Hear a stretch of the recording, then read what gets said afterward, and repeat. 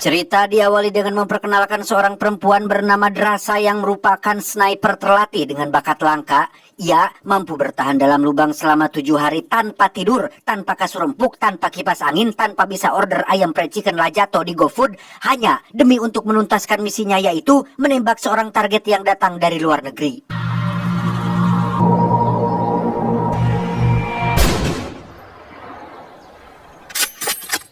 Beralih ke New York, lebih tepatnya pada seorang pria bernama Levi. Sama seperti Drasa, Levi adalah seorang sniper handal berpengalaman, terlatih, memiliki bakat langka dalam menembak jarak jauh, dan lain sebagainya. Di mana saat ini, Levi sudah menganggur selama kurang lebih 1 tahun setelah memutuskan keluar dari dunia militer.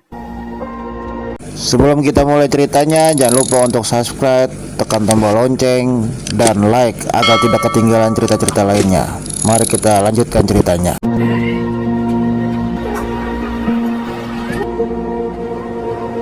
Saat sedang ngahuleng di pinggir pantai, Levi mendapat pesan teks dari sebuah perusahaan militer swasta yang menawarkan sebuah pekerjaan yang karena saat ini Levi sedang butuh uang untuk membayar sewa kontrakan dan cicilan sempak di aku-laku. Levi pun menerima tawaran tersebut.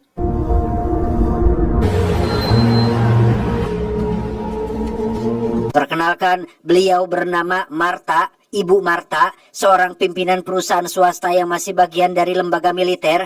Beliau langsung membacakan data identitas Levi yang tercatat sebagai mantan salah satu penembak jitu elit dan sudah membunuh sekitar kurang lebih 270 orang atau target, di mana Marta sangat takjub dengan pengalamannya dan ingin menawarkan pekerjaan yang tepat untuknya. Pada bulan September, Levi terlihat sudah berada dalam pesawat setelah menerima pekerjaan yang dimaksud. Namun yang menarik adalah Levi tidak diberitahu sedikit pun tentang siapa targetnya, di mana lokasinya. Ia hanya perlu mengikuti perintah sesuai yang sudah diinstruksikan dan langsung terjun bebas dari dalam pesawat.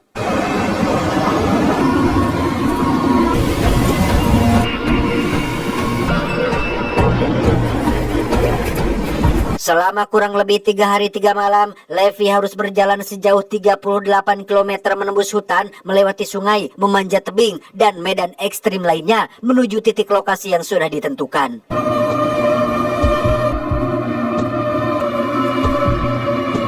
Tibalah Levi di titik lokasi yang menjadi tujuannya, yaitu sebuah jurang dalam nan panjang yang ditutupi oleh kabut tebal, di mana Levi langsung bertemu dengan seorang tentara yang sudah setahun berada di sana, yang langsung mengajaknya menuju menara.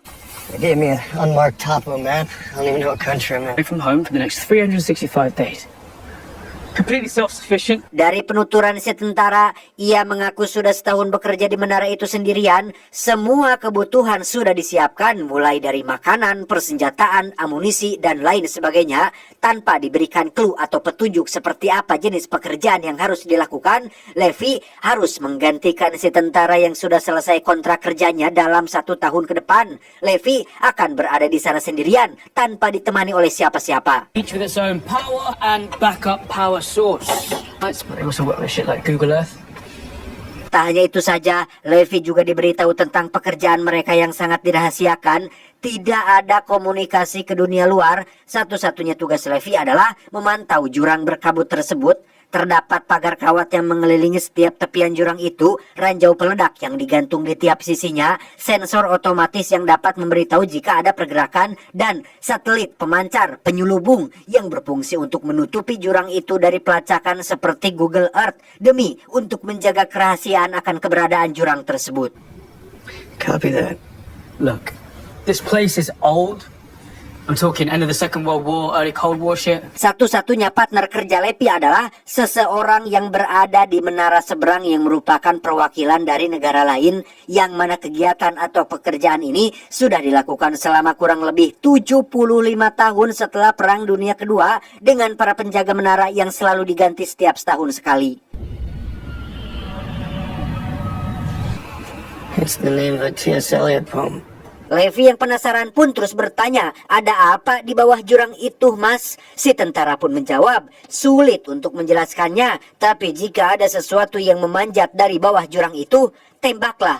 Cegah itu naik ke atas ke permukaan dan lakukan tugasmu sampai selesai. I need to keep people from going in the gorge. No. You need to stop what's in the gorge from coming out. Entah ini ada kaitannya dengan makhluk mitologi yang sudah ada selama ribuan tahun atau Ya'juj Ma'juj yang keluar mungkin untuk menebar kekacauan. Entahlah, Levi sama sekali tidak diberitahu tentang apa yang harus dia hadapi. JD, what do you think's really going on here?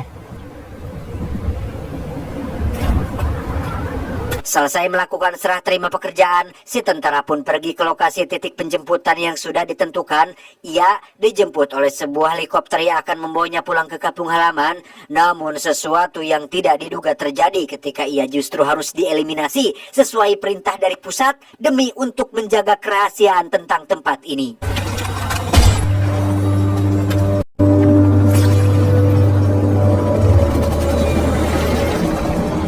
Sasi Oktober, setelah 1 bulan berada di tempat ini, Levi terlihat sudah terbiasa melakukan rutinitasnya seperti memeriksa satelit penyelubung, memastikan pagar kawat tetap utuh, memeriksa mesin senjata otomatis, dan memberikan laporan setiap 1 bulan sekali.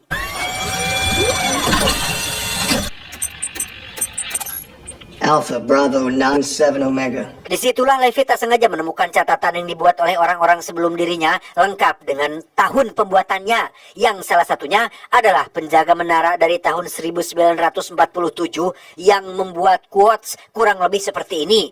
Hanya mereka yang beresiko terlalu jauh bisa tahu sejauh apa mereka bisa pergi.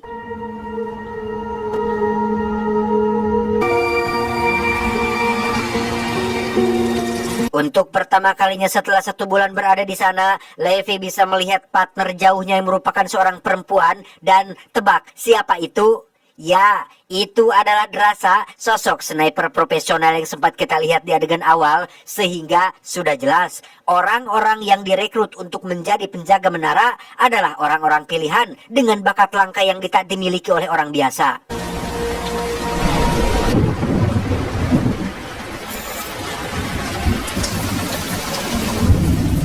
Sasih November, 2 bulan sejak Levi dan Drasa menjadi penjaga menara, mereka untuk pertama kalinya melakukan interaksi secara langsung menggunakan tulisan yang dilihat melalui teropong jarak jauh, yang selain berkenalan satu sama lain, mereka juga melakukan adu skill menembak untuk mengetahui siapa yang lebih baik.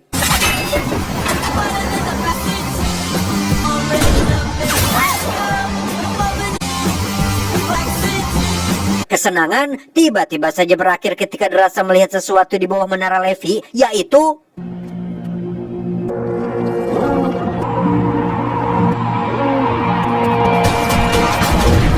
ya, entah makhluk apa yang sedang memanjat itu. Drasa yang berada di sisi lain pun memberikan bantuan dengan melepaskan tembakan menggunakan senjata mesin dan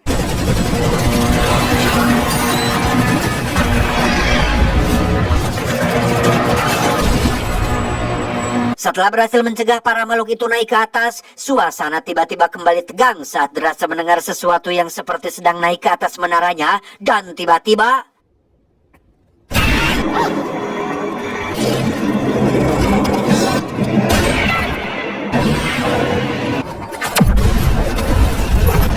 ya, itu ternyata baru permulaan, karena gerombolan monster kembali bermunculan dari bawah, bahkan berhasil melewati batas aman yang mengaktifkan sensor otomatis, sehingga inilah yang terjadi.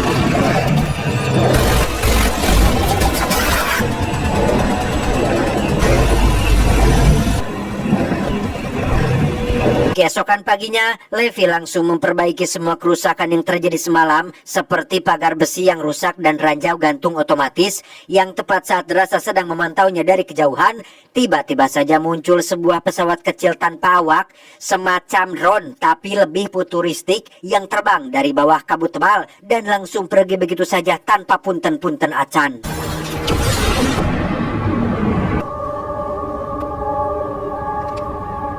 Bulan Desember, tepat saat malam Natal, Levi berinisiatif membuat pohon Natal menggunakan lampu yang ia temukan di gudang.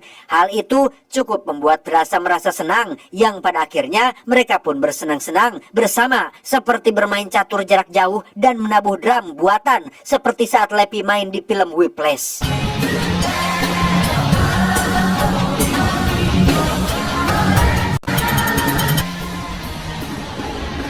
Masa sih Februari setelah 6 bulan mereka berdua berada di sini, Drasa yang sedang melau pun teringat dengan ayah tercinta. Ia tidak melakukan patroli rutin yang membuat Levi bertanya-tanya hingga tepat pada malam harinya, Drasa pun mengutarakan isi hatinya yang sedang butuh seseorang di dekatnya dan berkata, "Hari ini sulit, andai kau bisa berada di sini denganku."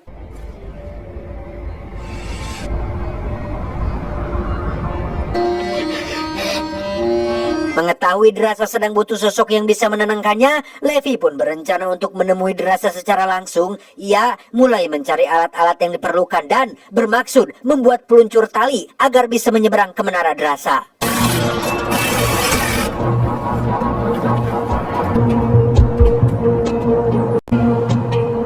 Saatnya tiba, Drasa cukup terkejut dengan apa yang akan dilakukan oleh Levi, yang tanpa ada keraguan sedikit pun, Levi pun menembakkan peluncur roket tanpa hulu ledak dan...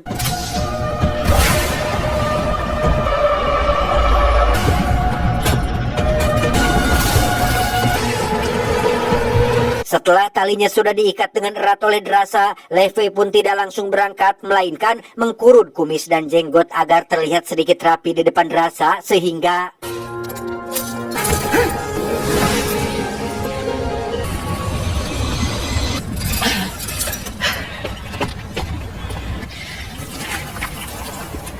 I brought you flowers. Untuk pertama kalinya sejak berkenalan, Levi akhirnya bisa bertemu langsung dengan Drasa dan langsung makan malam untuk saling mengobrol bersama, yang mana pertemuan ini sudah pasti berakhir dengan tak kewer-kewer sehingga editor IQ7 harus berupaya untuk menutupinya agar tidak dolar kuning. Because you like me, Levi.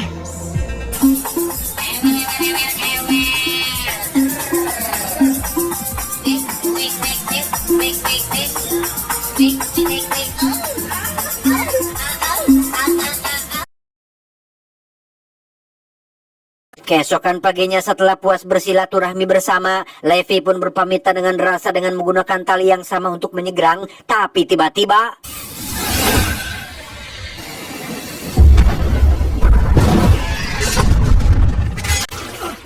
Ya, Levi pun jatuh bebas ke dalam jurang setelah talinya terputus akibat para makhluk yang sedang naik dan tak sengaja mengenai ranjau gantung, di mana Drasa dengan cepat bersiap untuk melakukan penyelamatan, dan inilah yang dia lakukan.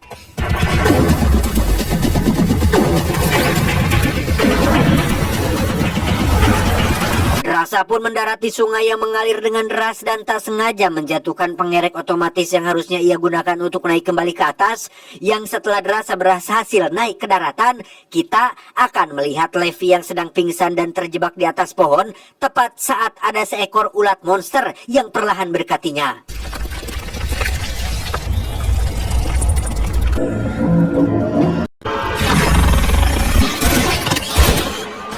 Setelah berhasil menembak ulat tersebut, Levi kembali terjebak oleh makhluk lain seperti akar hidup yang memiliki taring dan perekat alami yang membuatnya tidak bisa lepas. Di mana saat Levi sedang berjuang antara hidup dan mati, tiba-tiba...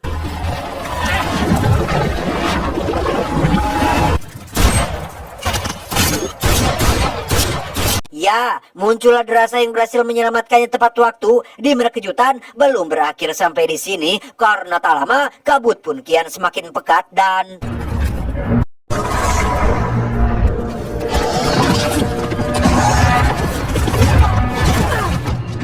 Entah makhluk apa yang sedang mereka berdua hadapi, makhluk-makhluk itu bisa menunggangi kuda dan mencoba menyerang mereka berdua. Namun, sebagai dua sniper terlatih yang memiliki bakat langka dan kemampuan di atas rata-rata, Levi dan Drasa berhasil mengatasi itu semua.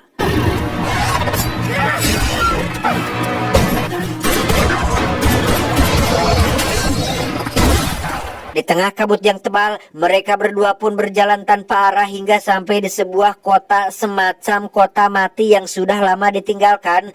Tak hanya itu saja, Drasa pun menemukan retakan tanah bekas terjadinya gempa bumi di masa lalu, dan entah apa yang sudah terjadi dengan kota di bawah jurang ini.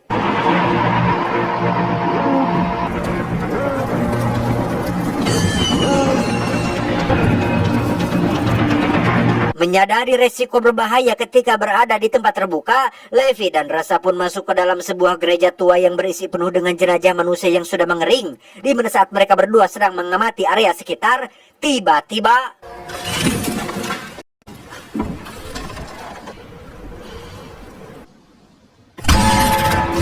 Ya, muncul makhluk aneh lain yang berwujud laba-laba dengan kepala tengkorak manusia.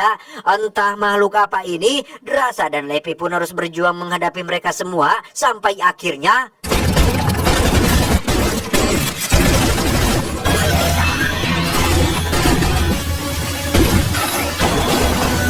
tak bisa terus-menerus menghadapi serangan yang tak berujung. Drasa pun mengambil senjata peledak untuk membuat lubang besar dan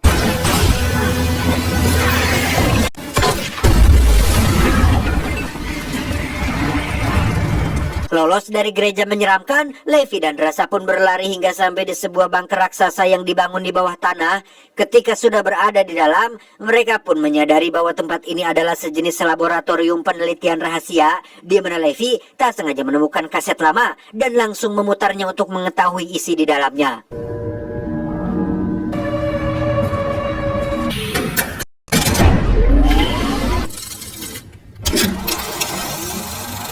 Dalam rekaman video lama itu, terlihat ada seorang ilmuwan yang merupakan pimpinan proyek rahasia pemerintah.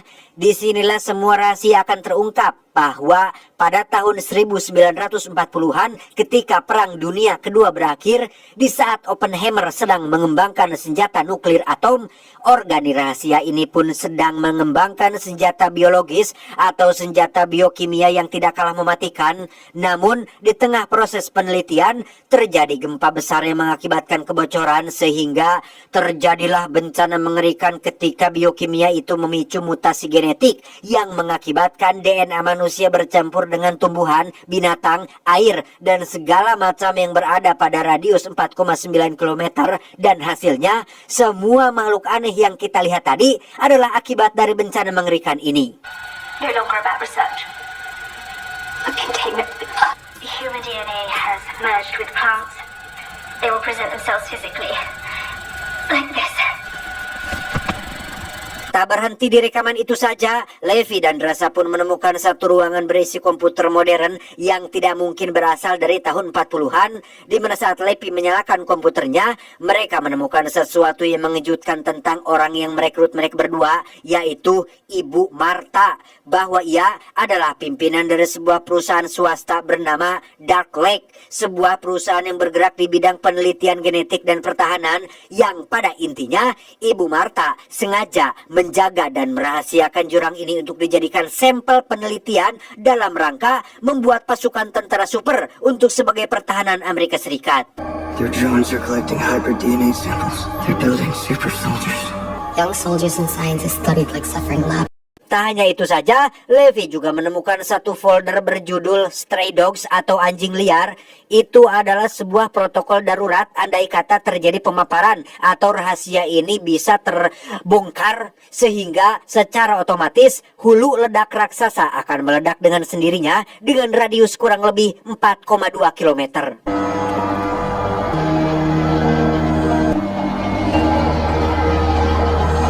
Selesai dengan lab tersebut, Levi dan Drasa pun keluar untuk mencari jalan agar bisa naik ke atas. Namun di tengah pencarian, tiba-tiba saja Drasa terkena jebakan tali yang dibuat oleh satu makhluk yang menunggangi kuda.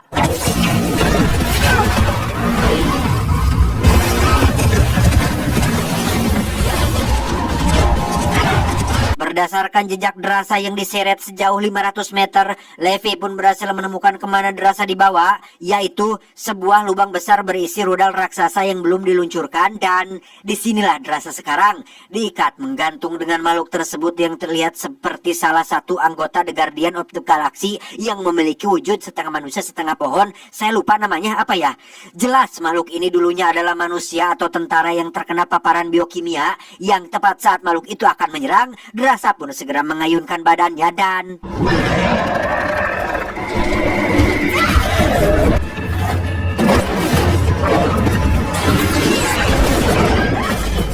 sangat tepat waktu, Levi datang ketika Drasa butuh pertolongan. Setelah memastikan si makhluk sudah mati, Drasa dan Levi pun mencari jalan menuju ke permukaan yang sungguh sangat tidak terbayangkan ketika mereka melihat tanaman yang bermutasi.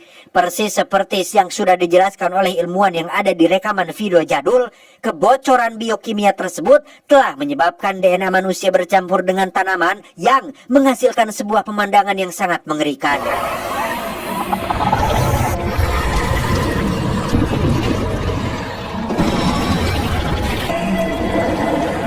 Alih-alih berjalan dengan perlahan dan sangat hati-hati, Drasa si Jawer pun malah menginjak salah satu tanaman yang membuat ia ribet sendiri, sehingga Levi harus membereskan masalah tersebut dan terpaksa melepaskan tembakan peledak untuk menyelesaikannya.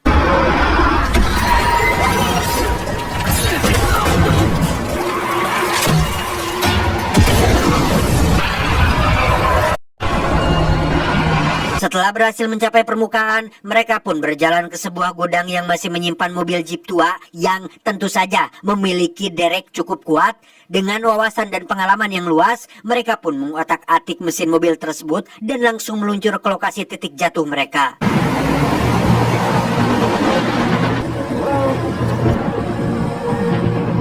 There, that's it.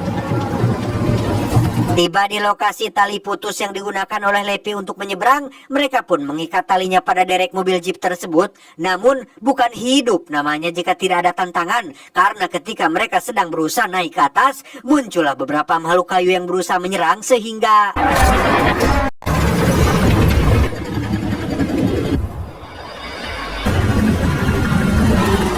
Tepat saat Levi dan Drasa berhasil melewati kabut tebal, makhluk-makhluk itu pun mulai memanjat naik untuk mengejar mereka berdua, sehingga lagi terjadi ketegangan dan adrenalin yang luar biasa menghariwangkan, dan inilah yang terjadi.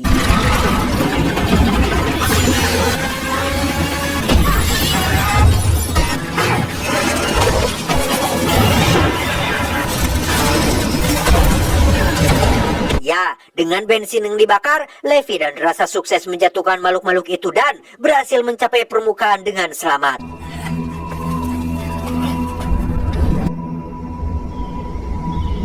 Tak membuang waktu, Levi pun kembali ke menara tempatnya berada dengan menggunakan peluncur tali milik Drasa. Sesampainya di sana, Levi segera memberikan laporan bulanan menggunakan telepon satelit. Namun tak diduga, telepon tersebut tersambung dengan Ibu Marta yang baru mendapat laporan terkait komputer di bawah jurang yang aktif. Sehingga Levi didesak untuk menjawab siapa yang sudah melakukannya. Did you go into the gorge? Negative. But I did see one of your drones fly out of here. Selain menjelaskan tentang tujuan dari perusahaannya yang sedang mengembangkan proyek tentara super untuk sebagai pertahanan negara Amerika Serikat, Ibu Marta pun terpaksa harus mengeksekusi orang yang sudah mengaktifkan komputernya, yang karena Levi tidak mengaku, Ibu Marta pun akan menghabisi rekannya yang berada di menara seberang, yang siapa lagi kalau bukan Marta? Drasa.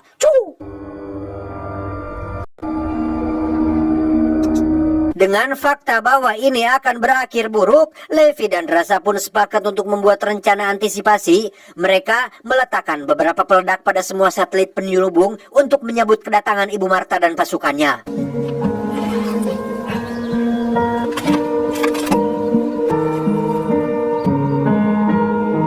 Tiba saatnya Ibu Marta datang, beliau tidak menemukan Levi dimanapun. Menyadari Levi dan Drasa sudah sekongkol kabur, Ibu Marta pun melepaskan beberapa drone militer untuk melakukan pelacakan dan...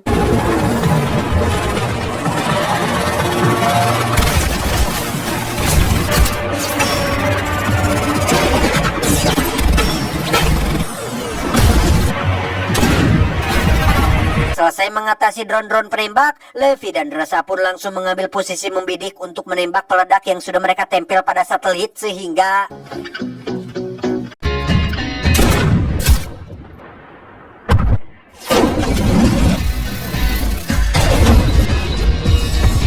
Sesuai yang sudah dijelaskan di awal, satelit-satelit penyelubung itu digunakan untuk mencegah pemaparan kabut tebal berisi biokimianya, sehingga ketika satelitnya hancur dan pelindungnya lenyap, maka protokol keamanan bernama anjing liar pun akan secara otomatis diaktifkan dan radius ledakannya akan terjadi sejauh 4,2 km.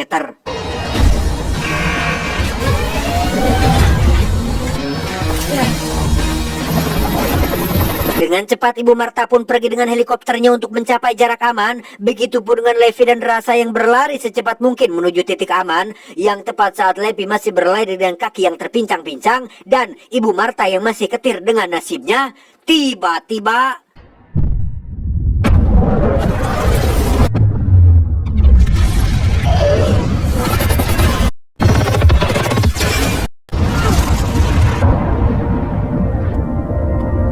Ibu Martha pun tidak berhasil selamat, begitupun dengan Levi yang entah bagaimana nasibnya. Satu-satunya orang yang selamat adalah Drasa yang langsung pulang menuju ke kampung halaman.